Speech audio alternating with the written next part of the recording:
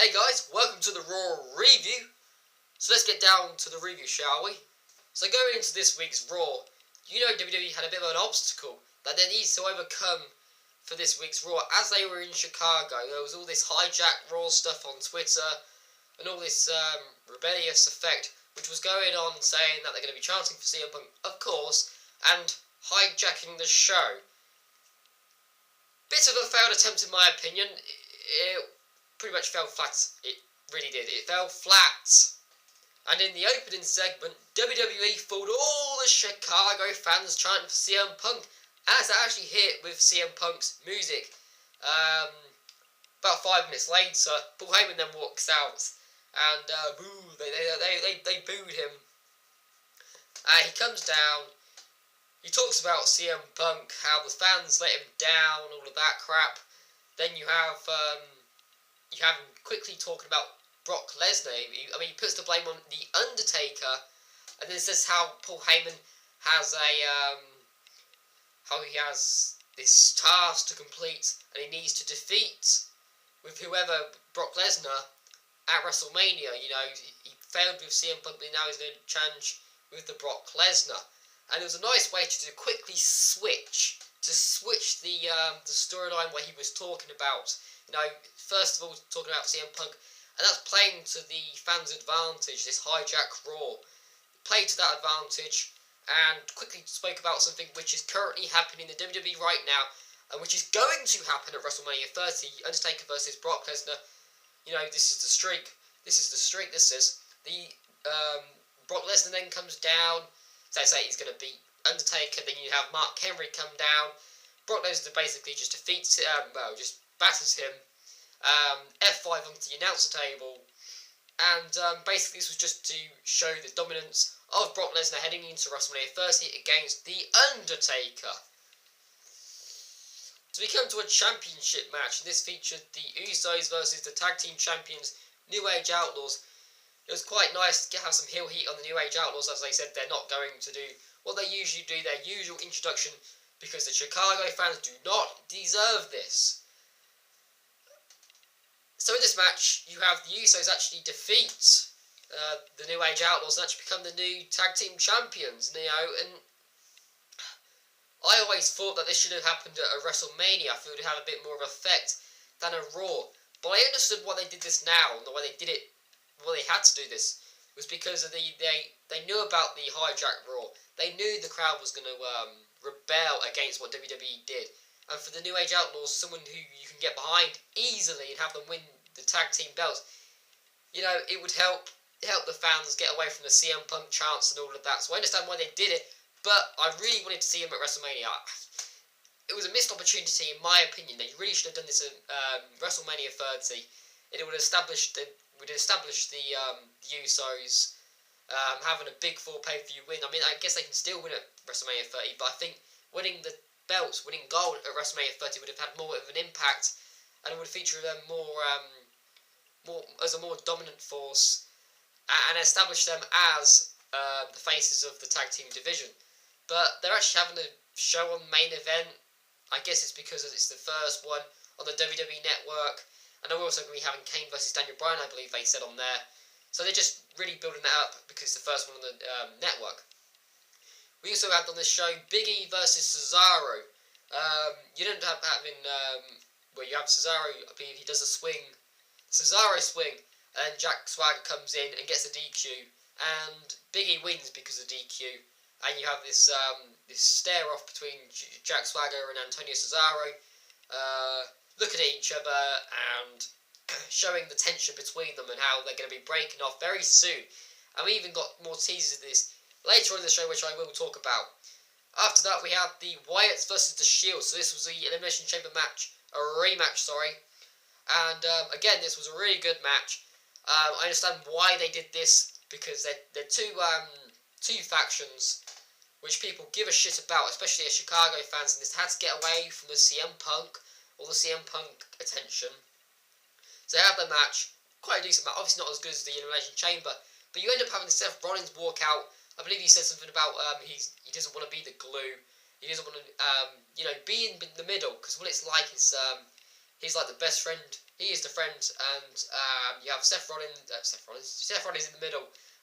Dean Ambrose, Roman Reigns, they have their attention. You have Seth Rollins in the middle, and he's trying to, amend their friendship. But he doesn't want to be the glue anymore, and he walks out, actually.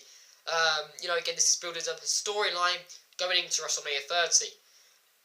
Ultimately, you have the Wyatts actually win the match. I believe that there was a nice feature with Roman Reigns hitting everything, hitting them all the Wyatt family. You also have nice features with Seth Rollins as well.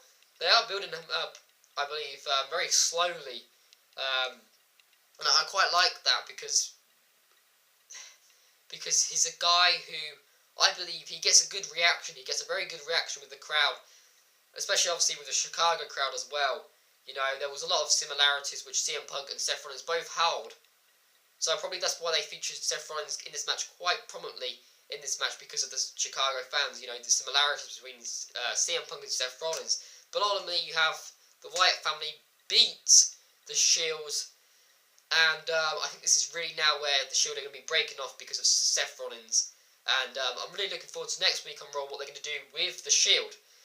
After that, we have Emma and Santino. I believe they beat Summer Rae and Fandango. Yeah, this was crap in my opinion. If you want to watch some good diva stuff, and you want to see Emma in action properly, watch NXT, especially the NXT Our Rival, which I watched. Very, very good pay-per-view. I'll quickly talk about it. I mean, you had on there, you had on there Emma versus Paige, and that was a really good match, a really good Divas match. And I like how that's going to be the future for Divas, for the Divas division. That's what we need. We need stronger females in the wrestling product. WWE really do, because the Divas we have in there right now, nobody really cares about. People care about an Emma. People care about Paige. And what they're doing now with Emma in the WWE is nothing like what they do with her in NXT. If you want to watch her in action properly, watch NXT. I mean it, guys. Really good stuff from Emma in NXT, and as well as Paige. But you have Emma and Santino win. I don't really give two shits about this, really. If you want to see Emma in action, just watch NXT. That's what I do. After that, we have Sheamus versus Christian. Again, no one cared about this match. The fans didn't care about this match. Sheamus ends up winning from a bro kick. Then after you have an interview segment with Renee Young and Sheamus, and then Christian ends up beating up Sheamus, saying, "Oh, am I not good enough? Am I not good enough in your eyes?" Something like that. Again, I think it's just building up to WrestleMania 30. Don't really care, to be honest. After that, we come to some Divas match, which I don't care about. I'm not going to really talk about that either. But after that, we come to something I actually cared about, and that was Daniel Bryan coming out, and he has a promo segment with Triple H. He calls Triple H out, or Batista, but Triple H comes down. Again, this is like an underdog storyline with Daniel Bryan wanting a fight, and I like how Daniel Bryan wants to fight. I've said about this before in one of my videos. I like how Daniel Bryan is saying, "I want to face you at WrestleMania," even though people probably don't want to see it. Personally, I quite want to see it, I do, especially if Daniel Bryan's going to go over in this match. It's like an underdog story, and Daniel Bryan says he wants to fight. It's showing he's more of a badass. That's what we need in WWE, a badass. I guess Daniel Bryan's not got the build and stuff, but at least he's a guy who will go out there and say, I want to face you at WrestleMania, right now, wherever, whatever. I just want to fight you. That's what you need in WWE, because there's not much of that. Yet these cowardly heels who run away, and then these baby faces and these storylines, they're just crap. Daniel Bryan is good with this. He's going out there and saying he wants to fight. That's what you need in WWE right now. I think this makes a better product, makes a better storyline as well, with an underdog saying he wants to fight a Triple H. The hierarchy position is incredible, and that match I think is going to feature Daniel Bryan in a very nice spot at WrestleMania 30, even though he's not in the championship match. Personally, I would rather have Daniel Bryan face a Triple H, the COO of the company. Don't forget that, guys. What would you rather be? Would you rather be the champion or in charge of the damn butt company? What would you rather be? I would rather be in the charge, to be honest. I think anyone would. And for you to face that guy and to beat him at WrestleMania, that puts you in a damn good spot. And I really think they're going to put Daniel Bryan in that. They're putting Daniel Bryan in that spot right now, and I think he's going to win. I really do. I can't wait to see this match at WrestleMania 30. If they're actually going to do it officially, because we don't know yet. But speculations look like this is going to happen now. but I like this underdog storyline that, you know, with the hierarchy position. I like it. I like it a lot. Something else I really, really enjoyed was the next Hall of Fame inductee, and that was the late, great Paul Bearer. I'm really happy he's now in the Hall of Fame. Well-deserved spot for him. Very well-deserved. This Hall of Fame lineup is looking very good. You've got the Ultimate Warrior, Jake the Snake Roberts, Lita, and now Paul Bearer. Hopefully we have the Undertaker induct Paul Bearer. I believe that would be the best way to induct Paul Bearer. An Undertaker, you know, that just shows prestigious with it, and you know, the relationship as well. Well deserved. Very happy to see Paul Bearer in the Hall of Fame. Really am. We then come to Dolph Ziggler versus Del Floppo. Ziggler beats Del Floppo. We have some celebrity, I believe his name is Aaron Paul. I don't watch Breaking Bad or whatever, or Need for Speed. I don't care. But yeah, Dolph Ziggler win. We then come to Big E versus Jack Swagger. And straight away, Cesaro quickly comes in for the DQ. And you have this tension with, again, with Cesaro and Jack Swagger. You have Cesaro about to pit him in the Cesaro swing. But you have Zeb Coulter saying, you know, you only do this if you're a true American, and then you have them hug it out, whatever. But, I mean, it was a pretty physical hug, in my opinion. But again, I think this is where they're going to be breaking up. I think this would have been the best place and the best spot to actually have Cesaro just, you know, wreck shit and beat up Big Swagger, Jack Swagger. It was the best time, in my opinion. I think the Chicago fans would have popped for that, and it was the best place for it to happen. But we didn't get it, but I think we're going to get it very soon. Maybe next week, I don't know. But we then come to John Cena coming down, calls out the Wyatt family, but first he talks about CM Punk and all. My name is John Cena. I came here probably not to fight. I'm sure everyone's going to be happy with that. I will take that as a... Get better well. Get well soon. I used to be here, and I faced someone you might have known. He's really good. Money in the Bank, really good match. One of the best matches of my life. I think he calls out the Wyatt family, you know. Crap, really. Yeah, typical John Cena shit, really. You have the Wyatt family cut a really good... Well, Bray Wyatt cuts a very, very good promo against John Cena. Again, I'm quite... Even if it does feature John Cena, I'm looking forward to this match at WrestleMania. Hopefully this is where Bray Wyatt better win, because if John Cena wins at WrestleMania, that'll be crap. Garbage, and I won't... You can imagine the backlash of fans and the hatred towards John Cena if he was to win that. But this again puts the Wyatt family in a very good spot against the face of the company. And again, I guess I am quite looking forward to this match if it happens. I think it will, even if with this injury which John Cena's playing with. But anyway, for our main event we have Daniel Bryan versus Batista. You ended up having Daniel Bryan win because the disqualification. Randy Orton comes down. Then you have Daniel Bryan kick Triple H with the high knee. Then you have bloody Triple H pedigrees Daniel Bryan. You have the Authority standing over Daniel Bryan. So this is really just this is just highlighting two matches which is going to happen at WrestleMania. Batista versus Randy Orton and Daniel Bryan versus Triple H. That's what the main event was really for. But overall, this Raw, in my opinion, it wasn't that bad. Obviously, there was a bit of disappointment with CM Punk not being there, but you know what? He walked out. You know, that's not really WWE. I was about to say it's not really WWE's problem. It kind of is, but it wasn't them telling CM Punk to walk out or them firing him. CM Punk was his own choice, and he walked out. You know, hopefully, maybe there was some negotiation really with CM Punk coming back to Chicago.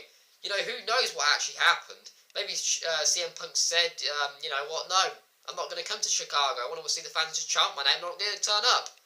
So WWE had to play this to their advantage. You know, with the opening segment hitting CM Punk's theme, and then Paul Heyman walking down for the heel heat.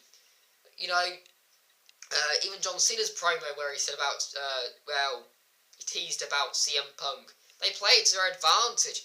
You even have the segment with Triple H and Daniel Bryan.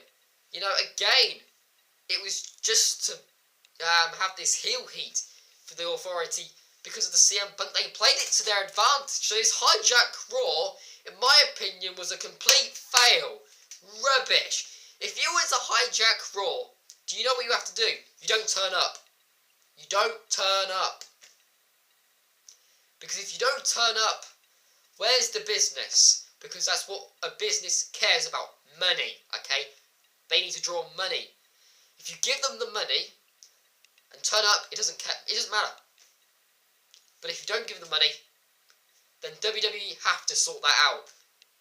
And if you pay your money to go to a Raw to potentially hijack it, which they didn't, and chant CM Punk, even though the WWE played it to their advantage, the WWE will not give a single shit. So in my opinion, the Hijack Raw was a complete fail. I know fans were disappointed with CM Punk not returning. I know. I'm a CM Punk fan myself. I really, really am. But he walked out. You know, he didn't show up either. You know, he didn't have some ego. I don't know what happened with the negotiation with him and Vince McMahon, whatever. I don't know what happened. No one knows, really. You know, you could probably go off these dirt sheets, but personally, I don't. Because they're pretty much all fake. And they're all made up. And I don't want to read into something which is potentially fake. More or less 99% fake. So I don't read dirt sheets. Or I just stay away from them. And if I do see them, I don't believe them. I only believe what I see on TV, what happens live, what I see in my eyes, what is actually happening, you know, legitly. But, you know what, this Raw wasn't bad, Raw played it to their advantage. Hijack Raw, Hijack fail. So I hope you guys enjoyed the Raw review. I'll tell you right now, it's quite nice to come back and do these Raw reviews. I think it's my third one returning now. I love doing these Raw reviews. I like watching the show, then straight away talking about it, because that's what I do, brother. Oh, he's back next week. And I'm sure The Undertaker should have been on here, or maybe next week. But the Hulkster, brother, is going to be there next week. Anyway, I hope you enjoyed the Raw review. Until next time, guys. See ya.